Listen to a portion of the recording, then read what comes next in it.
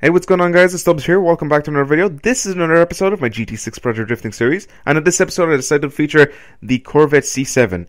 Now, one thing I really love about this car is that it has a perfect 50-50 weight distribution, so basically it is very, very well balanced. If you want to tune this car for grip racing, it's very, very good.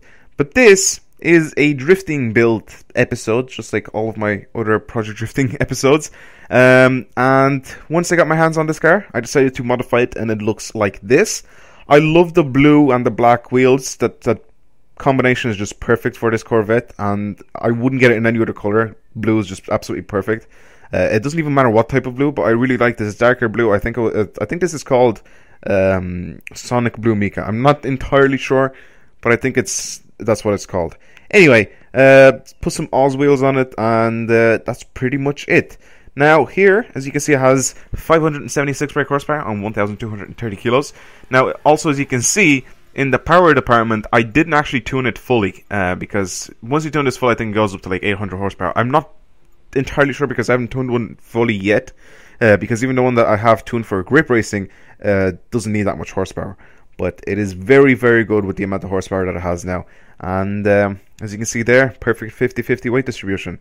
Suspension and all that stuff is there if you guys want to copy that setup down. Now, let's head on to the track. Now, on the track, what can I say about this thing? Basically, first of all, with this setup, I decided to tune it specifically for this track. And then I actually went and I took it out on different tracks. And it is not as good. Make sure when you actually take this car out, once you tune it correctly the way I did, you take it out on tracks that have some longer corners or longer bends, like Suzuka East Course here. Like, I can do this all day. It is perfect for this type of track. For these type of corners, the really long ones, it is perfect. You can literally go on for as long as you possibly want, just going back and forth like this, and it works perfectly. Now, when I went on Tsukuba, it didn't work so well. Now, one thing that I noticed that it didn't work so well with was the transmission. So you're going to have to mess around with the transmission a little bit. Make sure you get your gears down perfectly for that different type of track, because in this one, it actually works quite well. Also, reduce the power a little bit. Give it about 500 horsepower. I think 500 would be enough. And then you should be fine drifting on somewhat of a smaller track. But for this one, it worked absolutely perfectly. But yeah, what else can I say about this car? It's, as I said, because it has 50-50 weight distribution, it's very, very easy to tune. So any sort of modifications that you put on it, it just adapts to it so quickly. And then when you go around on a track and whatever, it's so easy to get used to the way it drives, even for grip racing and for drifting, just because of the way it's built.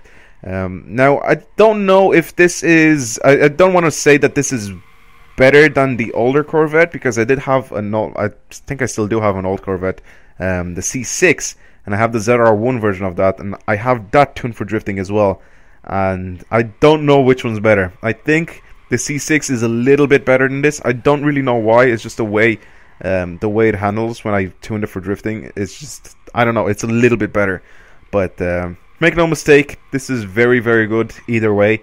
The amount of power and weight is just perfect for this type of car, and it's easy to get sideways. It's easy to start drifting.